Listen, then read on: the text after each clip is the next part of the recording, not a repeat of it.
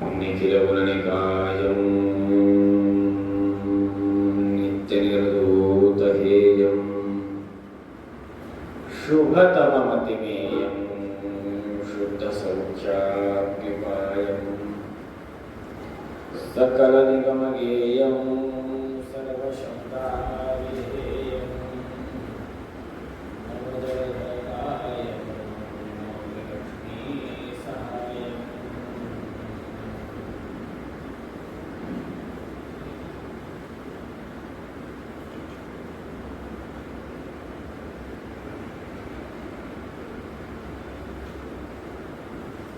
जन्माद्यस्य यतोऽन्वयादितरतश्चार्थेष्वभिज्ञस्वराट् तेने ब्रह्महृदायादिकवये मुह्यन्ति यं सूरयः तेजो वारिमृदां यथा विनिमयो यत्र स्त्रिसर्गो मृषा धाम्ना स्वेन सदा निरस्तकुहकं सत्यं परं धीमहि सच्चिदानन्दरूपाय विश्वोत्पत्त्यादिहेतवे तापत्रयविनाशाय श्रीकृष्णाय वयं नमः। लोकाभिरामं रणरङ्गधीरं राजीवनेत्रं रघुवंशनाथं कारुण्यरूपं करुणाकरन्तं श्रीरामचन्द्रं शरणं प्रपद्ये।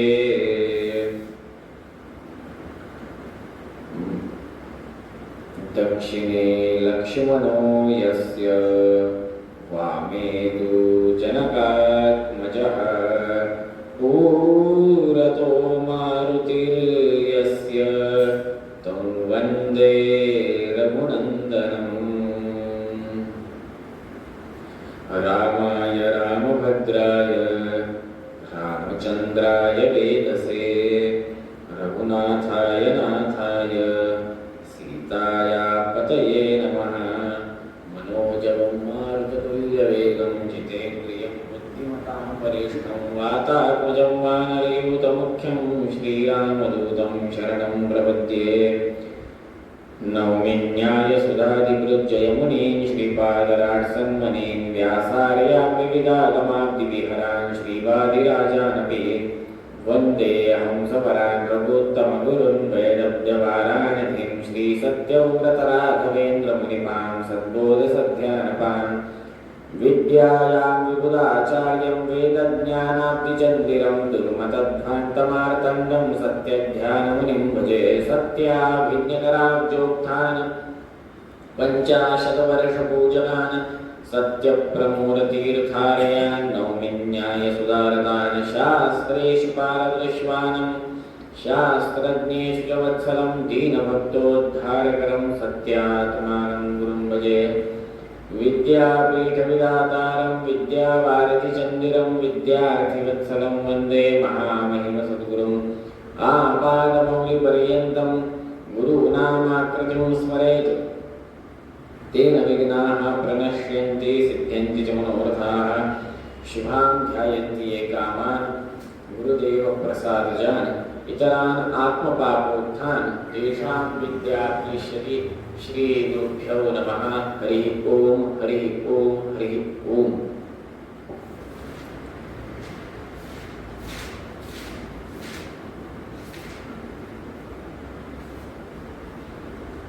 कालच्या कथेमध्ये आपण काही महत्त्वाचे विषय चिंतनास पाहिले. अहिल्यामातेचा उद्धार, भगवंताचा विवाह, भगवंताला वरदक्षिणेमध्ये शिवधनुष्य 2 देण्यात आले. एकूण 3 शिवधनुष्य दशरथ राजा जनकास प्राप्त झाले. कशा पद्धतीने प्राप्त झाले, रामायणाचा आणि व्यंकटेश महात्म्याचा काय संबंध आहे, त्याच पद्धतीने भगवंताचा विवाह भगवंताने का रचला, सीता स्वयंवर का सांगण्यात आले, का करावे, या संदर्भात आपण चिंतन केलं. कशा पद्धतीने गृहस्थ आश्रम हा श्रेष्ठ आश्रम आहे या संदर्भात चिंतन केलं. राज्याभिषेकाची लगबग पाहिली, परशुराम भेट व आतुर राक्षसाच्या वधाची कथा पाहिली, राज्याभिषेकाची तयारी पाहिली, कैकेयीचे वचन, वनवासास प्रारंभ, दशरथाचे स्वर्गागमन, भरत भेट, या सर्व कथा आपण काल चिंतन केल्या. एकंदरीत चित्रकूट आपण चिंतन केलं. आता अरण्यकांडामध्ये पुढील चिंतनास आपण प्रारंभ करूया. श्री गुरुभ्यो नमः. हरि ओम. रामाय रामभद्राय रामचंद्राय वेदसे रघुनाथाय नाथाय सीताय पतये नमः.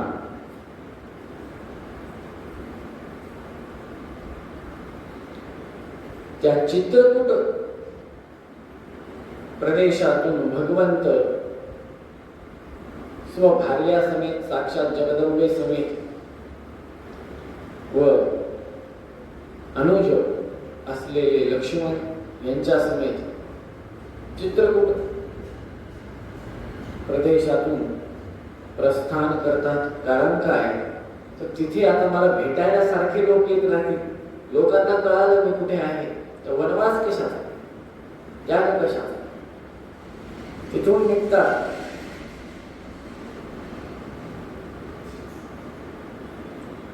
तिथून निघून अरण्यामध्ये कुठे प्रवेश करतात, तर घनघोर अशा असुरांनी युक्त व्यापलेल्या या आपण ज्या ठिकाणी सध्या विराजमान आहोत, बसलेले आहोत, आज आपल्याला काही वाटत नाही, पण हे एकेकाळी दंडकारण्याचा भाग होता. दंडकारण्याचा भाग जर का बघायचा असेल तर संभाजीनगरला चिकून अनेक जंगल आहेत. वरच्या भागाला उत्तर दिशेला भरपूर अरण्य या संभाजीनगर जिल्ह्याला प्राप्त झालेला आहे. बऱ्यापैकी घनदाट असं अरण्य, आणि याच अरण्यामध्ये श्रीरामचंद्र प्रभूंनी सीता समेत व लक्ष्मणासहित, भावासहित, अनुजासहित प्रवेश केला. भगवंताने असुरांचा संहार करण्याचा संकल्प घेतलेला आहे. यज्ञ करणारे ऋषीमुनी, गो व ब्राह्मण यांचं रक्षण करणार असा संकल्प आहे त्यांचा. त्या संकल्पाची पूर्ती करण्याकरता दंडक अरण्यामध्ये स्थित असलेल्या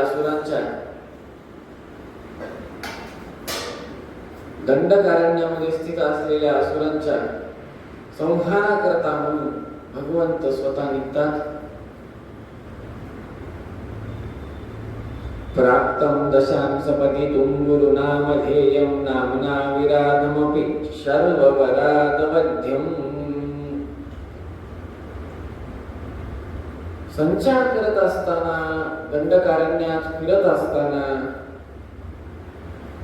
वनवास चालू असताना विराध नावाचा राक्षस हा समोर येतो व भगवंताला व लक्ष्मणजींना हातामध्ये उचलून खाण्याकरता म्हणून येतो.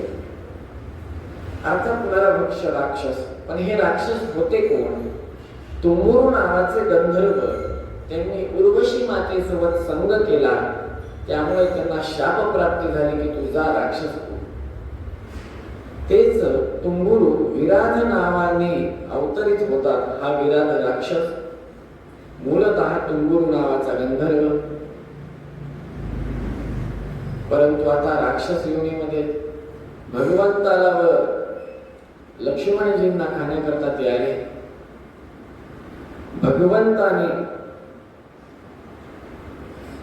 उजवा हात, तर लक्ष्मणजींनी डावा हात त्या विराध नावाच्या राक्षसाचा कापला, तोडला व खड्ड्यामध्ये फेकून दिला व त्याच ठिकाणी त्या विराध नामक राक्षसाचा वध करून तुंबुरू नामक गंधर्वास सद्गती प्राप्त करून दिली. इथून पुढे भगवंत शरभंग ऋषींच्या आश्रमाकडे निघतात.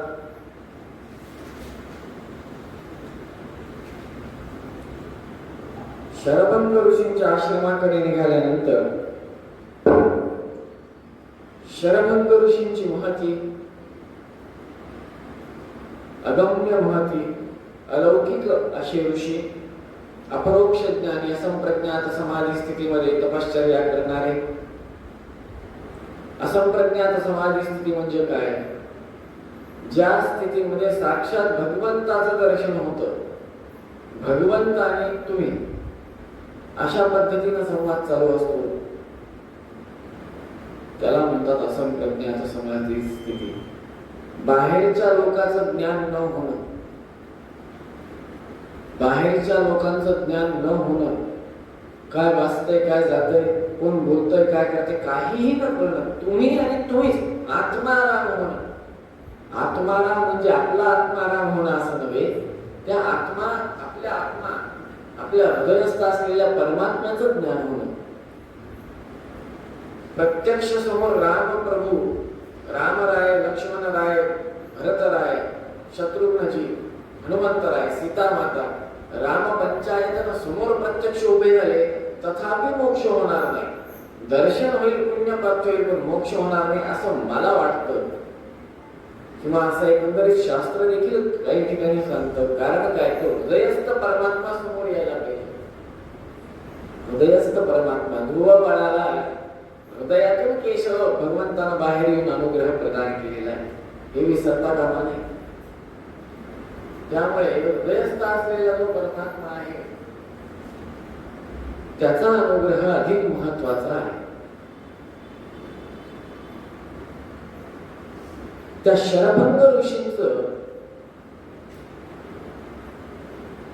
शरभंग ऋषींची तपश्चर्या, त्यांचे अनुष्ठान व त्यांचं वय, जीर्ण देह झाला होता, अत्यंत जीर्ण. फक्त भगवंताचं दर्शनाकरता म्हणून मृत्यूला आणून धरलं होतं. ते इच्छा मृत्यू त्या काळामध्ये लोकांना होती. ज्या वेळेस म्हणेल त्या दिवशी ते देह सोडू शकत होते. भगवंत व सीता माता व लक्ष्मणजी त्या शरभंग ऋषींच्या आश्रमामध्ये येतात. शरभंग ऋषी त्यांचा आदरातिथ्य देखील करण्यास सक्षम नसतात.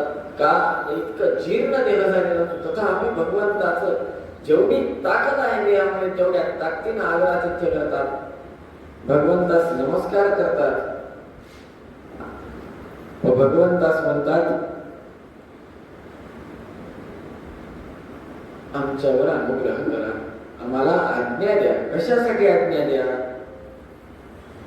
तर सांगतात अरण्यकांडामध्ये, ततो अग्निं समाधाय उत्वा चार्जेन मंत्रवत शरभंगो महातेजः प्रविवेश हुताशनम्. शरभंग ऋषी आदरातिथ्य झाल्यावर आपण थोडस दूर थांबावं. भगवंता नदीच्या पलीकडे, मध्ये नदी होती, त्या नदीच्या पलीकडे थांबावं व तिथून माझा देहाचा नाश होईस्तोवर माझ्याकडे पाहावं. माझ्या देहाचा सर्व काही ते नाश होऊन माझ्या अस्तित्वाचा नाश होईस्तोवर आपण माझ्याकडे पाहावं, दुरून पाहावं असं म्हणतात. तसंच निघून जाऊ. काय करतात शरभंग ऋषी तर सांगतात, ततो अग्निं समाधाय. नाना विविध प्रकारचे अग्नी आहेत. सगळ्या अग्नींना एकत्र करतात, लाकडं रचतात, त्याच्यामध्ये तुपाची आहुती देतात व त्याच्यामध्ये स्वतः प्रवेश करतात. आता तुम्ही म्हणाल इथं आत्महत्या झाली, तर या संदर्भात धर्मशास्त्र म्हणतं, असा एखादा रोग जो काहीही केल्या बरा होणार नाही, ज्या रोगामुळे मनुष्य हा जिवंतपणे नरक यातना साधत आहे, त्याच्यापेक्षा आपण म्हणतो व्हेंटिलेटर लावलंय, असं तर मेल्यापेक्षा देवाने ह्याला लवकर घेऊन जावं बाबा असं आपण म्हणतो. अगदी त्या पद्धतीनं त्या व्यक्तीनं, रोगीनं स्वतः जातीने अग्निप्रवेश करून देहत्याग केला तर त्याला मोक्षच आहे. हे चारही वर्णाश्रमातल्या लोकांसाठी सिद्ध विषय आहे. त्या व्यतिरिक्त दुसरं काय उपाय आहे? अग्नी पेटवून त्यामध्ये देह टाकावा अथवा अशा पर्वतावर चढत जावे,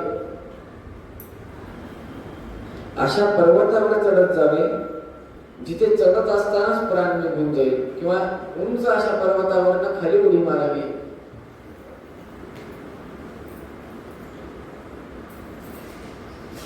किंवा उंच डोंगरावर चढत जावे, किंवा वडाचं झाड, त्या वडाच्या झाडाची सर्वात उंच फांदी, त्या सर्वात उंच फांदीवरून खाली उडी मारून जीव संपवून टाकणे, याला आत्महत्या करणे असं म्हणत नाही. पण हे कधी करता येईल? धर्मशास्त्र त्याला पुढे म्हणतं, कधी? जेव्हा असा प्रसंग येतो की देहामध्ये प्राणच राहत नाही, धर्माचरण सोडा साधं हालचाल देखील होऊ शकत नाही, अशा परिस्थितीमध्ये अशा पद्धतीनं त्या देहाने, त्या व्यक्तीने देहाचा त्याग करणं हेच धर्माला अनुसरून आहे. अशा पद्धतीनं शरभंग ऋषींची त्यांच्या आयुष्याची सांगता, त्यांच्या तपश्चर्येची सांगता भगवंताच्या सन्निधानामध्ये शरभंग ऋषी करतात. पुढे भगवंत विराधाच्या वधानंतर शरभंग ऋषींच्या आश्रमामध्ये येऊन गेल्यानंतर अगस्त्य ऋषींच्या आश्रमामध्ये येतात. सगळ्यांना कथा माहिती आहे. अगस्त्य ऋषी कोण आहेत? ज्यांनी किती आचमनात? तीन आचमनांमध्ये ज्यांनी समुद्र पिला, अशा त्या अगस्त्य ऋषींच्या आश्रमामध्ये येतात. अगस्त्य ऋषी त्यांचं आदरातिथ्य पाद्य अर्घ्य आचमनाने पूजन करतात व त्यांना शस्त्र प्रदान करतात. तिथून पुढे पंचवटीच्या दिशेला भगवंताचं मार्गक्रमण होतं. हा विषय अत्यंत महत्वाचा आहे. काही कथा अशा आहेत ज्या बाहेर येत नाही, काही कथा अशा असतात ज्या लोकमान्य असतात, लोकांना माहिती असतात. त्याच्यापैकी एक आहे अगस्त्य ऋषींची. त्याच्यामुळे त्याच्यावर मी जास्त काही बोलणार नाही, संक्षिप्त स्पर्श करून निघतोय पुढे की अगस्त्य ऋषींच्या आश्रमामध्ये आले. अगस्त्य ऋषींनी पाद्य अर्घ्य आचमन दिलं आणि तिथून पुढे त्यांना अस्त्र शस्त्र दिले. आता शस्त्रास्त्र सर्वोत्तम असलेल्या परमात्म्याला द्यायची काय गरज? हे म्हणजे कसं झालं? सुदर्शन चक्र भगवान परशुरामांनी श्रीकृष्णांना दिलं. कुठं? गोमंतक पर्वतावर. कथा माहिती असेल. गोमंतक नावाच्या पर्वतावर भगवान श्रीकृष्णास परशुराम भगवंताकडनं सुदर्शनाची ही कथा महाभारतात. तसंच या ठिकाणी अगस्त्य ऋषींना जे काही वैष्णवास्त्र प्राप्त होते ते सर्व वैष्णवास्त्र अगस्त्य मुनींनी पुन्हा तेरा तुझी को अर्पण क्या लागे मेरा ओम जय जगदीश हरे प्रमाण सगळं त्याचंच आहे, त्याचंच त्याला समर्पित करतोय. श्रीमद आपल्या स्वामींनी खूप सुंदर रामदेवांच्या पूजेच्या संदर्भात सांगितलं होते एकदा मागे. मूळ रामदेवांच्या पूजेत मूळ रामदेव कोण आहेत, काय आहेत, त्यांची पूजा करताना अनुसंधान काय असतं बऱ्यापैकी ते सांगत नाहीत. एकंदरीत अनुसंधान सांगतात की श्रीमद आचार्यांनी पूजा केलेलं निर्माल्य जे जमिनीवर पडलंय त्याच्यातून इतर वनस्पती निर्माण झाल्या. त्या वनस्पतीच्या फुलातून, दलातून, तुलसी दलातून आम्ही पूजा करतोय. अनंत अनंत सन्निधानाने युक्त हे सगळं कार्य आहे. अशा पद्धतीचं सुंदर अनुसंधान करावं. त्या अगस्त्य मुनींच्या आश्रमामध्ये भगवंत येतात काय? त्या शरभंग ऋषींच्या आश्रमामध्ये भगवंत येतात काय? त्यांना साक्षात दर्शन देतात काय? ते देहत्याग करतात काय? भगवंताने निर्माण केलेल्या सगळ्या गोष्टी भगवंताच्या चरणी समर्पित करणं. आपण क्षीरसागर म्हणत होतो आणि भगवंताला अभिषेक घालतो. ज्याच्याजवळ स्वतःजवळ क्षीराचा सागर आहे त्यांना तुम्ही काय आपण अभिषेक घालणार? 1000 लिटर म्हणजे काय थेंब पण नाही होणार क्षीरसागराचा. कशाचा क्षीराभिषेक करणार, कशाचा पंचामृत करणार? त्यांच्याजवळ घृतसागर आहे, दधीसागर आहे.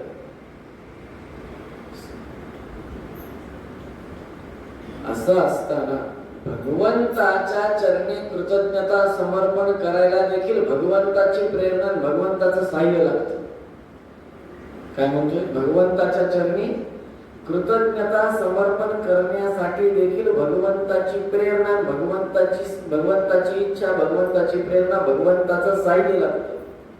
समर्पण काय करतात? समजा उदाहरणार्थ सरळ सरळ सांगायचं, एखादं कवच समर्पण करतात किंवा एखादा अभिषेक करतात दुधाचा. खिशामध्ये नाही दाना बाजीराव म्हणा, असं नाही चालत ना. खिशात नाही दाना बाजीराव म्हणा. खिशात दाना असेल तर बाजीरावाची चर्चा करावी, अन्यथा करू नये. मराठी म्हण आहे. द्रव्य असेल, असं म्हणतात की पैसा कमवायला देखील खिशामध्ये पैसा असावा लागतो. नामस्मरण करण्याकरता देखील बुद्धिरूपी पैसा पाहिजे ना. ती मती व्हायला पाहिजे की मला राम राम राम राम राम राम राम राम राम राम राम राम राम राम राम हे म्हणायला देखील बुद्धी व्हायला पाहिजे. तोंडातून राम शब्द निघायला देखील बुद्धी व्हायला पाहिजे. ही इच्छाच होत नाही. का होत नाही? जर का इच्छा झाली असती तर हाऊसफुल बोर्ड लागला असतो ना. आता घरभर तू आलाय, सगळीकडे हाऊसफुल बोर्ड आहे. एकही थिएटरला तिकीट अवेलेबल नाही, एवढा हाऊसफुल आहे. तसं वैकुंठाच्या बाहेर बोर्ड लावावा लागला असता हाऊसफुल. दुसरा वैकुंठ तयार करा. आमच्याकडचं प्लॉट बुक झालाय, सगळं अपार्टमेंट फुल झालेली आहे. रेंटवर कोणी देणार नाही, कोणी ओनर बी देणार नाही.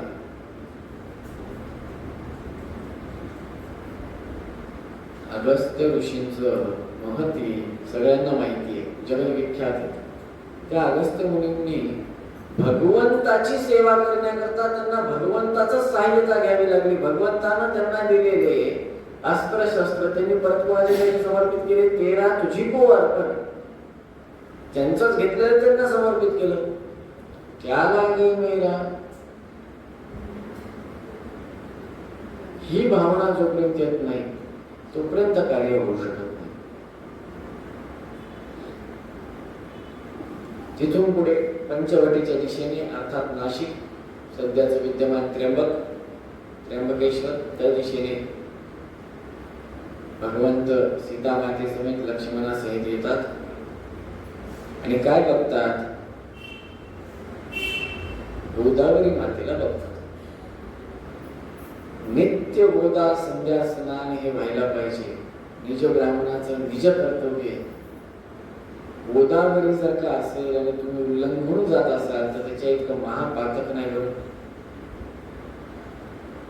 त्याच्यापेक्षा महापातक नाही. गोदा गायत्री हे सूत्र आहे आणि त्याच्यासाठी प्राण गेला तरीही चालतो. प्राण जावा धर्माचरण करताना जावा. कमोडला लागून सटकून मेले माणसं, हे काय मरण आहे का? प्राण जावा, पण कुठं जावा हे देखील कळलं पाहिजे.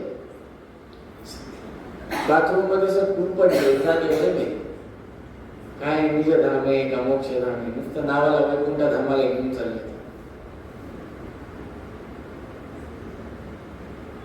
प्राण कसा जावा?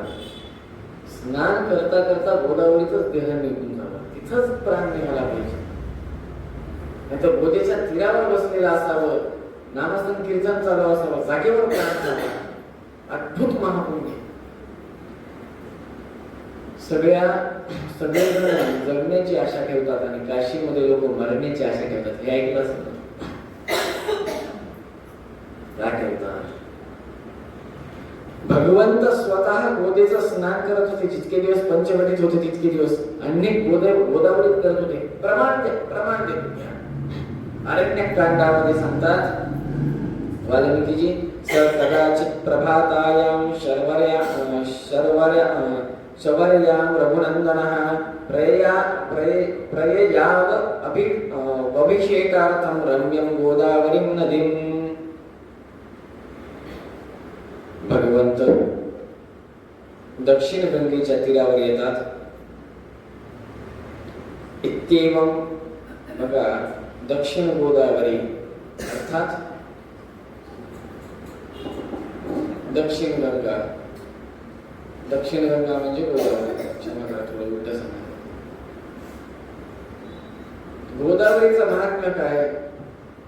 त्र्यंबकस्य जगोद्भूते गौतमस्य विनाशिने सप्तधा सागरं यासि गोदावरी नमोस्तुते।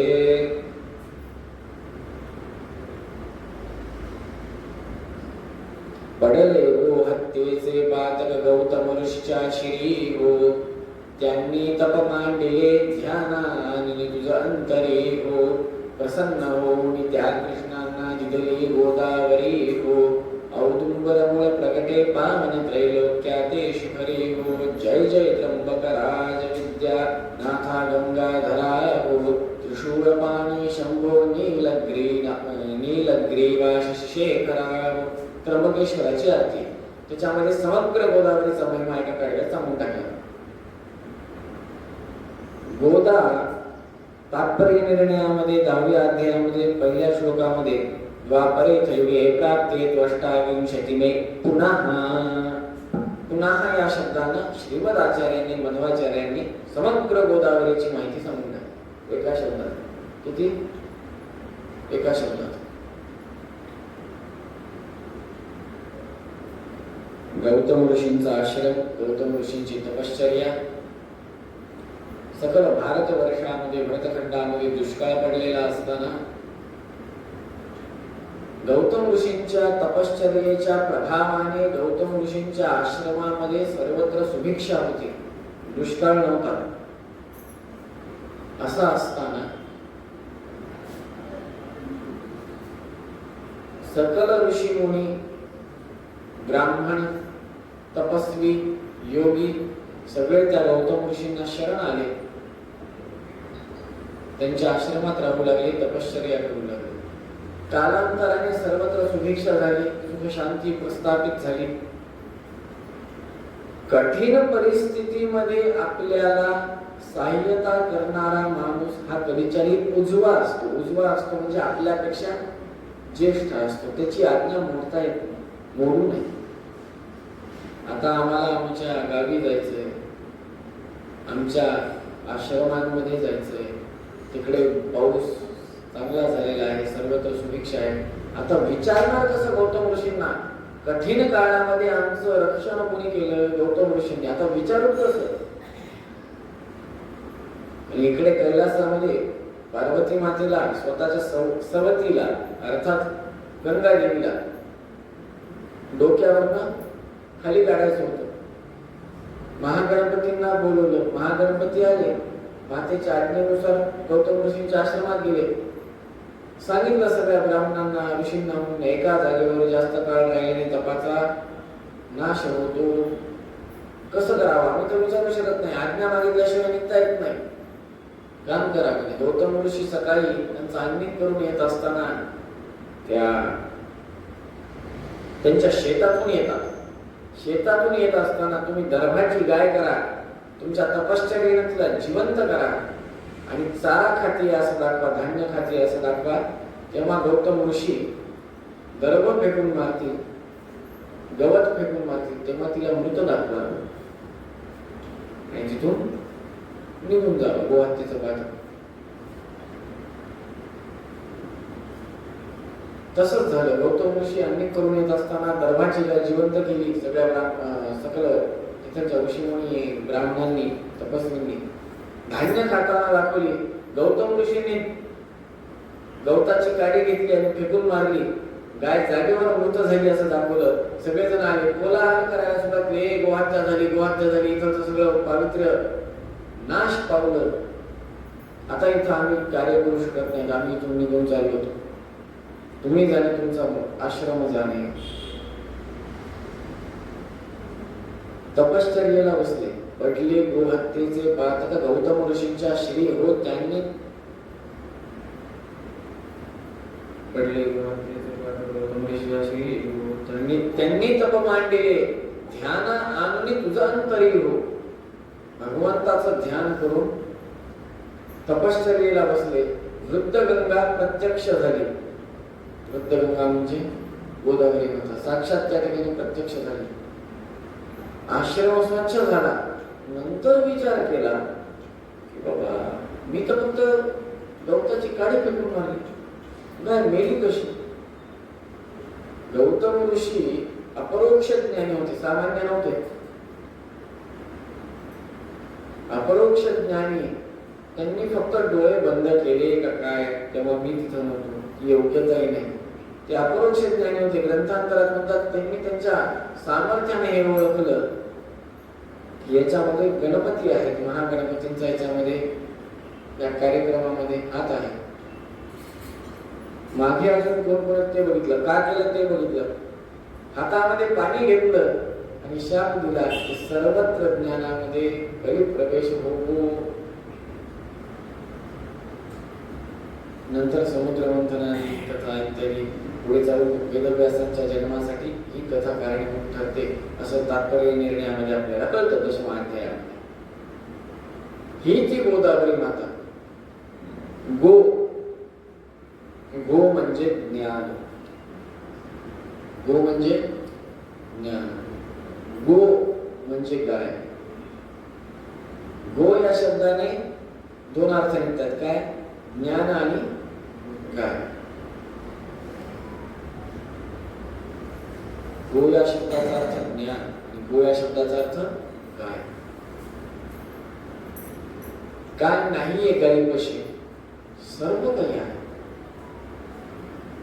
गाईच्या दुधाचं पान केल्याने बुद्धी तल्लख होते, म्हशीच्या दुधाचं पान केल्याने वाढता वाढता वाढे सुटत जातो माणूस. गाईचं तूप खाल्ल्याने सुटत नाही, बुद्धी तल्लख होते. म्हशीचं तूप खाल्ल्याने सुटत जातो, वाढत जातो. गाईचं गोमूत्र सकाळी पिलं तर देह शुद्ध राहतो, सुदृढ देह प्राप्ती होते. म्हशीचं कोणी पितं का, ऐकलंय का? गोमय तर विषय निघाला म्हणून सांगू. जुन्या काळामध्ये गायी असायच्या, घरामध्येच प्रसूती व्हायची. आयुर्वेदामध्ये सांगितलेला विषय. गाय जर का अत्यंत शुद्ध असेल, चुकूनही भात, वरण, पोळी, भाजी, नैवेद्याची ताटं हे कधीच तिनं जर का खाल्ले नसतील, फक्त कडब्यावर अर्थात हिरवा चारा, वाळलेला चारा, गायींचं, प्राण्यांचं, पशूंचं जे धान्य आहे खाण्याचं जे आहे त्याच्यावरच असेल आणि बांधलेली नसेल. बघा किती सांगितले, बांधलेली नाही पाहिजे, मोकळी पाहिजे, फिरता फिरता जीव पाहिजे. तर त्या गायीचं शेण, पहिलं शेण 5 थराचं येतं. किती? 5 थरांनी युक्त शेण येतं. आणि ते थर, सगळ्यात खालचा थर सोडून द्यायचा. एकदम शुभ्र पांढरा शुभ्र असा धुतलेला वस्त्र, धुतलेला अत्यंत पांढरा शुभ्र वस्त्र घ्यायचं. 4 थर वरचे काढून हे धागेदार येतात. गाईचं शेण जर का बघितलं, तंतू त्याच्यामध्ये असतात. तंतू म्हणजे धागा. जर का शुद्ध गाय असेल तर तंतुमय गोमय येतं. ते वरचे एकूण 5 थर, 4 थर घ्यायचे आणि ते 4 थर त्या वस्त्रामध्ये टाकायचे आणि त्याला गच्च पिळायचं आणि ते वाटीमध्ये, पात्रामध्ये रजताच्या, सुवर्णाच्या काढून घ्यायचं. आणि ते प्रसूत काळामध्ये, म्हणजे ती प्रसूती होत असताना एखाद्या स्त्रीला ते पाजायचं. कळा जागेवर बंद होतात, वेदना बंद होतात, प्रसूती उत्कृष्ट होते. समोरचा जन्माला येणारा तो देह सुदृढ होतो. ही बाई सुरक्षित राहते. हे आधीच्या काळामध्ये केलं जायचं, आताच नाहीये. जुन्या काळातलं सांगितलं. म्हणजे गो या शब्दानं हा विषय येतो. ज्ञान, ज्ञानवान. गो या शब्दानं ज्ञान. आता गाईचा विषय निघालाय म्हणून सांगू इच्छितो. 2 मिनिटं विषयांतर करत आहे. सगळ्यांनी कृपया लक्ष द्या.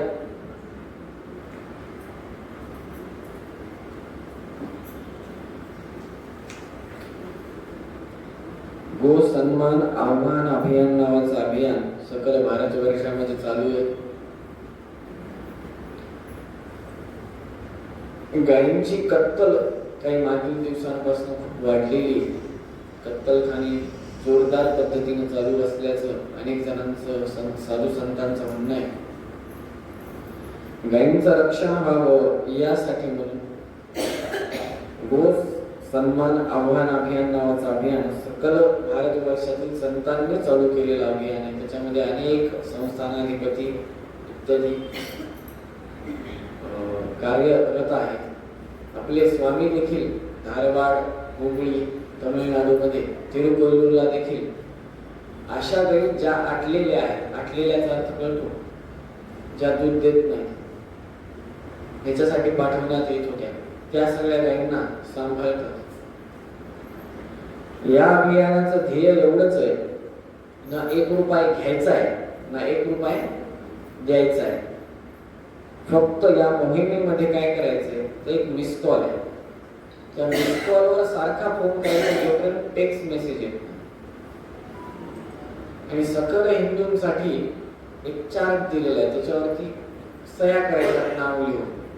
17 एप्रिल रोजी सगळ्या भारतामध्ये जेवढे काही जिल्हे आहेत, त्या जिल्ह्यामध्ये जे काही गोसेवक आहेत ते सगळेजण त्या सह्या केलेले फाईल प्रत्येक जिल्हाधिकार्यालयाकडे सुपूर्द करणार.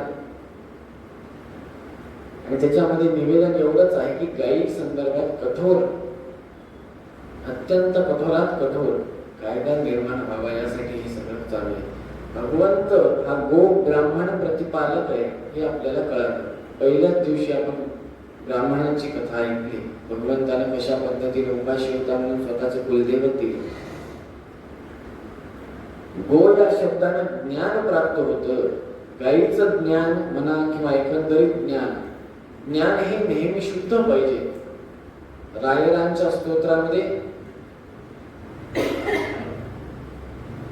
दुसरा श्लोक,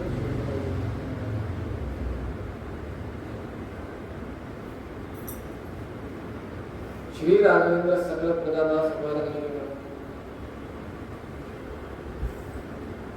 श्री राघवेंद्र हरिपाद गंज निषेवनान लब्ध समस्त संपत. संपत इत्यादी आपण म्हणतो ते कशाने प्राप्त होणार आहे? ज्ञानाने. ज्ञान कशाने प्राप्त होणार आहे? कर्माने. संकल्प मूळ काम होय, कामावर करत. गो, गो म्हणजे ज्ञान. दा, दा म्हणजे दातृत्व देणारी. गो दा, ज्ञान देणारी. नुसतं ज्ञान देते का नाही? नुसतं ज्ञान नाही देते तर काय देते ती? विसरलेलं, खूप जणांना विस्मरण आहे.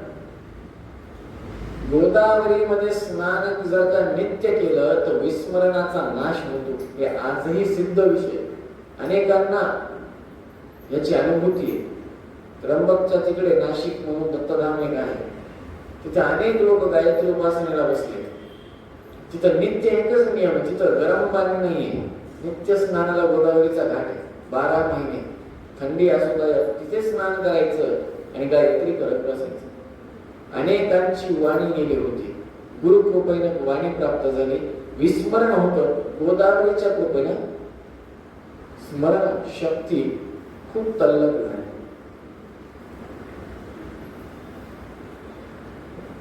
गोदावरीचा महिमा गोदावरी महात्म्यामध्ये सांगतात.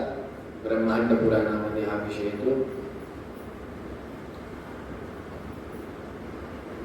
3 लोकांमधील 3.5 कोटी तीर्थ जेव्हा गुरु हा सिंह राशीमध्ये येतो तेव्हा सकल तीर्थांचा संगम हा गोदावरीवर प्राप्त होतो. त्याला सिंहस्थ असं म्हणतात.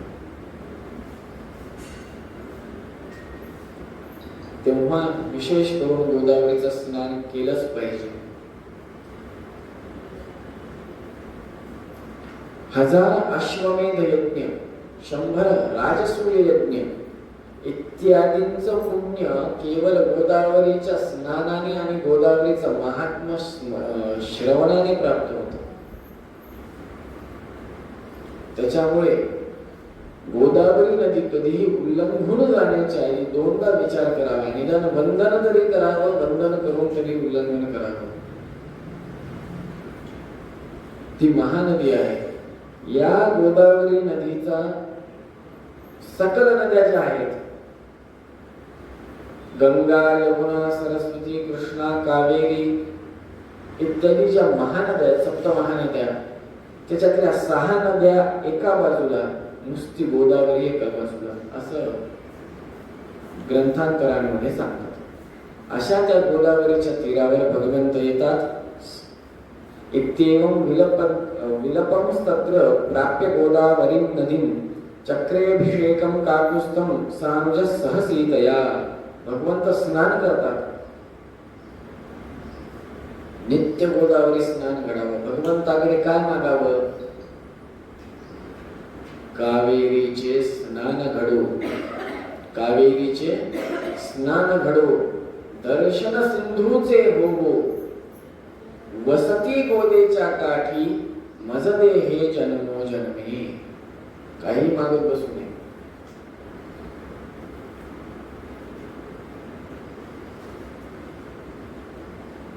हिंदुत्वासाठी जनन, हिंदुत्वासाठी मरण, जीवन हिंदुत्वासाठी, मजदे हे जन्मोजन्मी.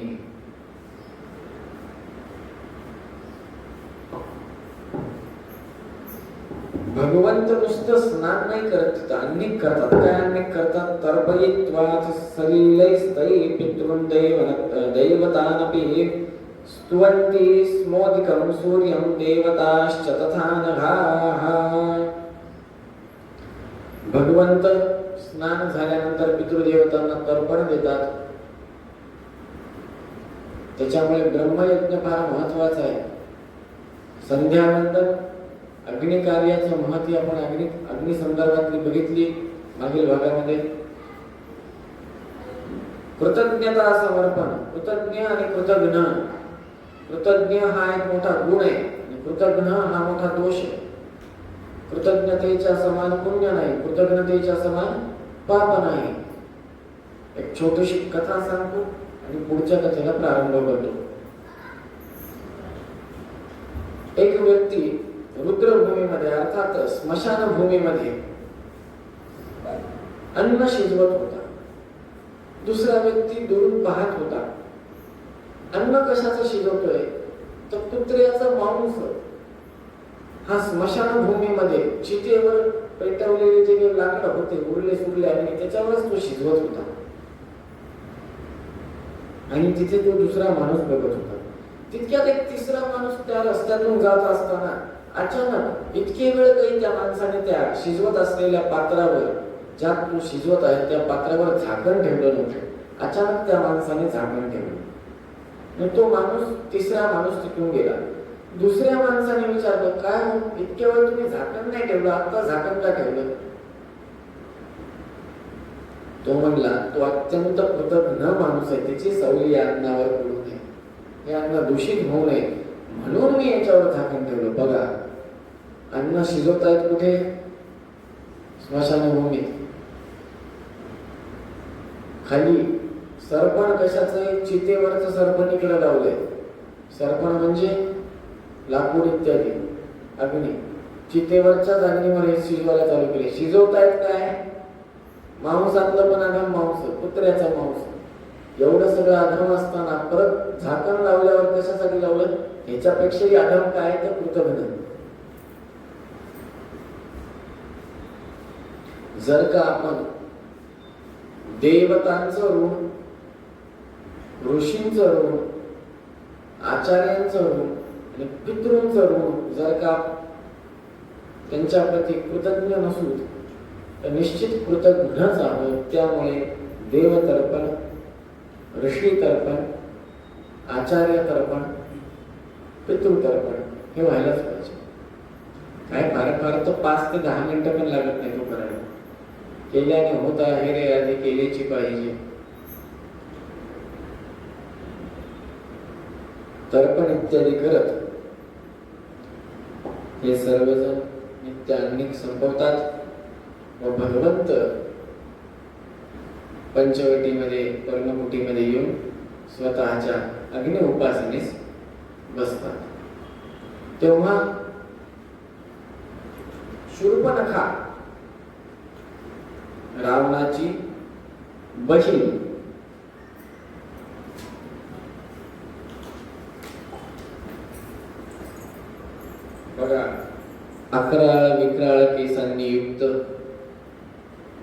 अत्यंत क्रूप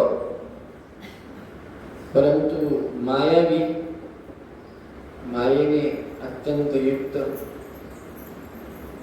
अशी ही शूर्पणखा सुंदर स्त्रीचं रूप धारण करते व त्या भगवंताच्या दिशेला येते.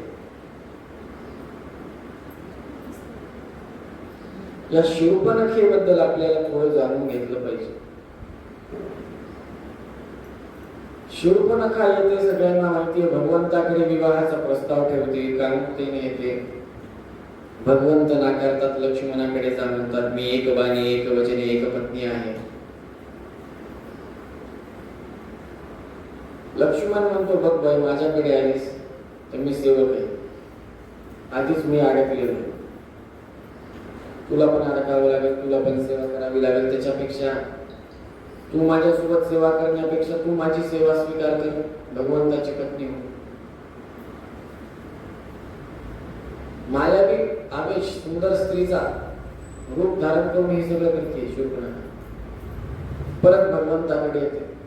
भगवंत म्हणतो नाही. परत लक्ष्मणाकडे, तळ्यात मळ्यात खेळणं चालू. शेवटी करून सीता मातेवर धावून जाते तेव्हा लक्ष्मणला तलवारीने नाक कान छाडतात. ही कथा आपल्याला माहिती. मुळात त्या शूर्पणखेच्या पतीचं नाव विद्युत जिव्हा. तो विद्युत जिव्हा जो होता तो पाताळाचा राजा होता. पाताळामध्ये दिग्विजय करत असताना रावणानं स्वतःच्या बहिणीच्या नवऱ्याचा वध केला, हत्या केली. शूर्पणखा ही रावणाची सख्खी बहीण असं आपण खूप जण म्हणतो. तसं नाही. सावत्र बहीण, दुसरी आईपासून उत्पत्ती झाली. तिच्या आईचं नाव पुष्पोत्कटा. पुष्पोत्कटा नाव पण खतरनाक आहे. नाव पण खतरनाक आहे. रात्री पुष्पोत्कटा म्हणून अशी भीती धसकीनं उठायचं एखादा माणूस. असे नाव आहेत सगळे. काही काही नाव पण फार खतरनाक असतात. घाटकोपर,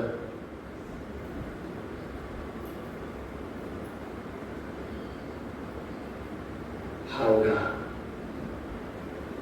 अशातली नाव चेष्टा मस्करी ठीक आहे, पण एकंदरीत सावत्र आईची कन्या त्या पुष्पोत्कटेस दोन पुत्र, रावण व कुंभकर्ण. त्या रावणाची सावत्र आई मालिनी, तिला पुत्र झाला तो विभीषण. विभीषण, विभीषण का विभीषण? विभीषण, वकार का बकार? बकार. खूप जण बकार म्हणतात विभीषण. विभीषण नसून ते विभीषण असा आहे. त्या विभीषणाची आई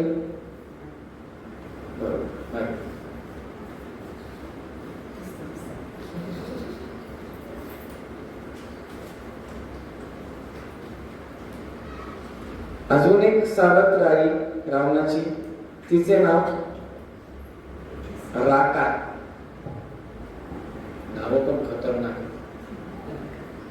राका. त्या राकेला पुत्री व पुत्र झाले.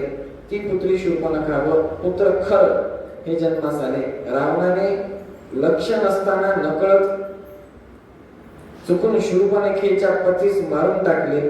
पती कुठे गेले हे खर व दूषण त्यांच्या साह्याने शूर्पणखा शोधत असताना भगवंत त्या शूर्पणखेला दिसले. या संदर्भात रामायणामध्ये म्हणतात, युद्धे प्रवक्तो व्याप्तिक्षो जयाकांक्षी क्षिपण शरान नावगच्छति युद्धेषु स्वान् परानप्यहं शुभे तेन चाभिहतः संख्ये मया भरता स्वसस्तव. उत्तरकांडामध्ये ही कथा सांगतात रामायणामध्ये की रावण म्हणतो, मला फक्त युद्धात विजय प्राप्त करणं एवढंच माहिती आहे. म्हणजे औरंगजेबाची जी बुद्धिमत्ता होती कधी वेळ काढा आयुष्यातला, सगळाच वेळ कामामध्ये व्यस्तता करून घेऊ नका प्रपंचात. थोडा वेळ काढून बादशहा नामाचं जे पुस्तक आहे ते एकदा वाचून काढा. जास्त नाही, एका जांभळाचं वजन किती असतो अंदाजे, किती ग्राम असतं जांभळाचं वजन, किती ग्राम असतं एका? 10 ग्रामही भरणार नाही माझ्या मते. 10 ग्राम म्हणजे एक पोळा झालं, घड झालं ते. 3 ग्राम 2 ग्राम एक. बघा 32 मनाचं सिंहासन रायगडावर, श्रीमान रायगडावर सोन्याचं होतं. आणि स्वतः औरंगजेब बादशाह जोपर्यंत 30 मन, किती 30 मन जानवे उतरून काढत नव्हता, तोडत नव्हता, तोपर्यंत तो सकाळचं जेवण करत नव्हता. 30 मन म्हणजे किती ब्राह्मण कापायचा, किती ब्राह्मणांना पाठवायचा. एकदा बादशाह नावाचं पुस्तक वाचा, त्याची बुद्धी एकच. माहिती असेल औरंगजेबाने सगळे स्वतःचे सख्खे मारले, स्वतःच्या बापाला कोंडून ठेवले, सगळं ऐकलं असेल इतिहासात. बुद्धिमत्ता बघा, बुद्धिमत्ता. मला फक्त विजयच माहितीये, विजयासाठी मी काही करू शकतो. अपना काम बनता, खड्ड्यात जाई जनता. मला माहित नाही माझ्याकडे आई आहे, वडील आहे, माता आहे, पिता आहे, भाऊ आहे, सख्खा आहे, चुलता आहे, मावशीचे मुलं आहे किंवा मावशी, काही संबंध नाही. मला फक्त एकच दिसायला, विजय. अर्जुनाला विचारलं असतं तुला काय दिसायला बाबा, तिथे मग तुम्हाला पक्षाचा डोळा दिसतो. पण हे काय म्हणतायत, मला फक्त विजय माहिती, साम्राज्य प्राप्ती, बाकी काही संबंध नाही मला. मला फक्त दिग्विजय करायचा माझा, मला फक्त माझं वर्चस्व वाढवायचं. त्याच्यासाठी कोण स्वकीय आहेत, कोण परकीय आहेत, मला काही संबंध नाही. रामायणामध्ये सांगतात. अशी ही माती, अशी ही बुद्धिमत्ता कोणाची? रावणाची. हे पहिले लक्षात घ्या.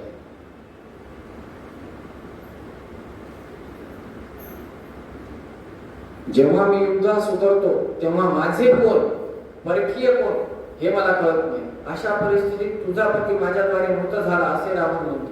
कोणाला? शूर्पणखेला. विष्णू धर्मोत्तर पुराणामध्ये सांगतात, पाताळात दिग्विजय करत असताना तिथे शूर्पकर्णीच्या पतीस रावणानं मारलं. त्या संदर्भात गत्वा तु कालकेयांश हत्वा तत्र बलोत्कटान शूर्पणख्याश्च भर्तारं असीना प्रच्छिन्नतदा इति रामायणामध्ये सांगतात. पाताळामध्ये दिग्विजय करत असताना, आता बघा, जो म्हणतो मला युद्धामध्ये उतरल्यावर काही दिसत नाही, मी सव्य अपसव्य कशी तलवार चालवतो, मला स्वकीय कोण परकीय कोण. बाहुबली पिक्चर किती जणांनी बघितले? सगळ्यांनी बघितलं बऱ्यापैकी. त्याच्यामध्ये 2 भाऊ असतात, एक बाहुबली आणि दुसरा बल्लाळ. बल्लाळ. तो जो बल्लाळ देव असतो, बल्लाळच असतो नक्की, म्हाताऱ्याचं नाव नाही, बल्लाळ. त्या बल्लाळ देव आणि हा बाहुबली युद्धासाठी निघतात. बघा, कालकेयाचा युद्धाचा प्रसंग असतो तेव्हा स्वतःच्या जनतेला तो समोर उभा करतो. कालकेय आठवतं? तेव्हा तो बल्लाळ देव त्या पाता लावलेल्या रथावर बसून स्वतःच्या जनतेचा देखील शिरच्छेद करतो. आणि बाहुबली काय करतात? वाचवतात. सांगण्याचं तात्पर्य, रावणाची बुद्धिमत्ता लवकर कळावी म्हणून हे उत्तम उदाहरण. स्वतःच्या जनतेला, मी माझ्या स्वकीयांना पण मारून टाकतो, मला काय माहिती, मला फक्त विजय पाहिजे, मला सिंहासन पाहिजे, तिच्यासाठी मी माझ्या माणसांचंही रक्तपान करू शकतो. बादशाह नामा सांगू त्या पद्धतीने. ही बुद्धी आहे. जे ऐकाल, जे बघाल तेच संस्कार काळजावर उतरतात. रामासारखं राहावं, श्रीरामा सह आचारा, वाणीने श्री कृष्ण कथा देवी चिंतन सतत मनी मज देवी जन्मोजन्मी. रामाप्रमाणे आचार विचार पाहिजेत. श्रीकृष्णासारखे आचार विचार करून काय करू शकत नाही, ते योगी राज आहेत. त्यांचं चिंतन पाहिजे. वाणीने श्रीकृष्ण कथा पाहिजे, वाणीतून सतत कृष्णाचं नाव यायला पाहिजे. आचरण रामरायासारखं पाहिजे, व्यवहार रामांचा पाहिजे. एक बाणी एक वचनी एक पत्नी, सत्यवचनी पाहिजे. मनामध्ये दुर्गेचं चिंतन सतत पाहिजे, नारायणीचं चिंतन पाहिजे, नारायणी अंतर्गत नारायणाची उपासना व्हायला पाहिजे.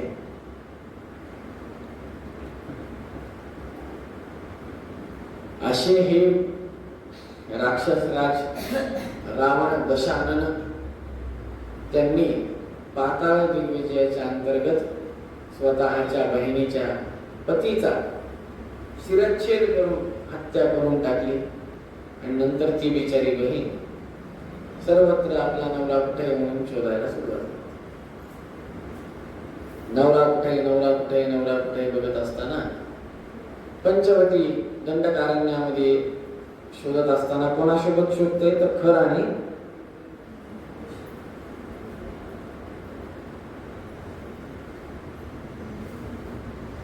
खर वरुष दोन राक्षसांना घेऊन शोधत असतात. तेव्हा अलौकिक कांतीने युक्त असे भगवंत दिसतात. ते अभिनव उपासना करत असतात.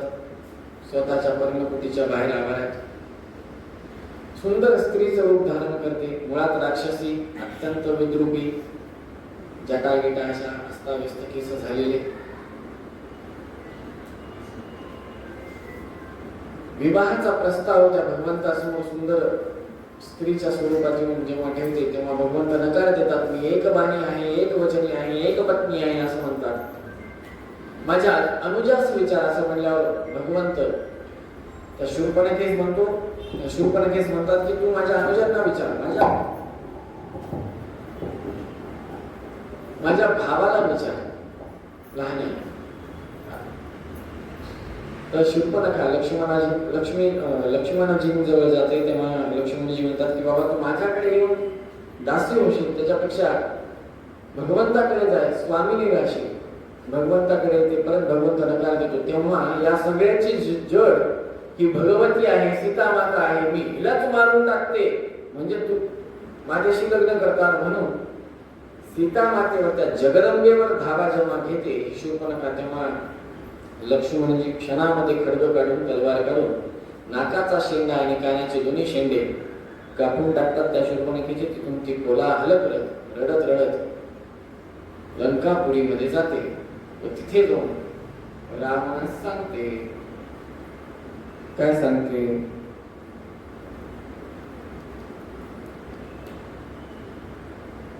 की बाबा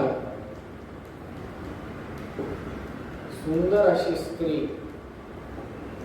या वनवासादरम्यान दोन वनवासी असलेल्या पुरुषांसोबत ऋषी म्हणावेत तर ऋषी नाही, क्षत्रिय म्हणावेत तर क्षत्रियांसाठी संपूर्ण लक्षण नाही. वल्कर वस्त्रधारी आहेत आणि हातामध्ये कोदंड आहे. दंडधारी आहेत, अर्थात धनुष्यबाण घेतलेला आहे.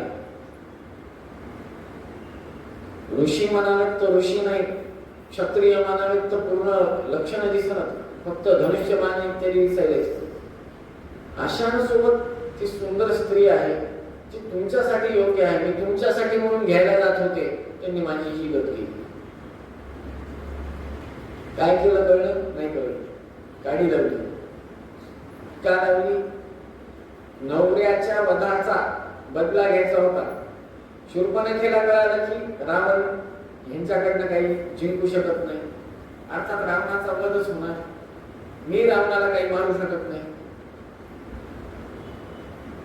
मग कोणाच्या तरी हाताने करायचं, त्याच्यापेक्षा आपण श्री गणेशा करून देऊ, नारळ फुटून टाकू, पुढचा आहे पुढे बघू. जर का म्हणलं असतं की मी तिथे गेलते, मी असं करायला गेलते, तर रावण आले असते का? नाही. काय माहिती बघा की बाबा सुंदर स्त्री आहे, ती तुमच्यासाठी मी बघायला गेलते. तेव्हा रावण आणि त्यांच्या तळपायात यार मस्तकात जाणे, दुर्मती होणे इत्यादी कथा पुढे येतात. शूर्पणखेचं नाक का कापलं? शिरच्छेदच करू शकले असते ना लक्ष्मणजी, साक्षात शेषदेव. शूर्पणखेचं नाककानच का कापलं? शिरच्छेद करून सोडून देऊ शकले असते. नाककान कापून हे दाखवून दिलं की इथून पुढे दुष्टांचं पतन होणार आहे. वाईट दिवस, दुष्टांसाठी वाईट दिवस आले, सज्जनांसाठी चांगले दिवस आले हे दाखवून दिले. त्यामुळे आपण देखील कार्य करताना थोडं जागृत पद्धतीने करायला पाहिजे. विश्वास कोणावरही ठेवू आणि जर का ठेवला तर समोरचा व्यक्ती पारखून घ्यावा. आजच्या कथेतून भरपूर बोध कथा आपल्याला प्राप्त होतात. शरभंग ऋषींच्या कथेतून आपल्याला कळते की देह त्याग, त्यागाची मूर्ती कोणास म्हणावी. अगस्त्य मुनींच्या कथेतून कळतं की आपलं काहीच नाहीये, सगळं त्यांचंच आहे, तेच आपल्याला देतात, आपण परत देतो. कृतज्ञता कळते, कृतज्ञता समजणं.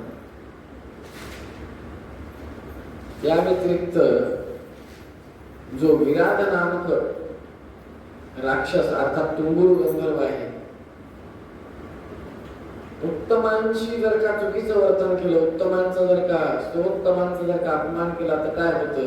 राक्षस योनीमध्ये मनुष्य येतो, नरभक्ष होतो. हे कळलं. शाप प्राप्ती होते हे कळलं.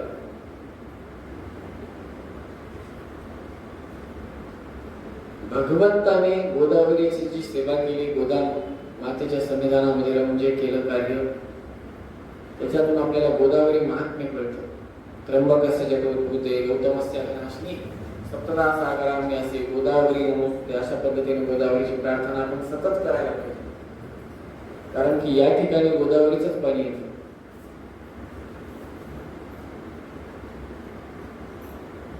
त्यानंतर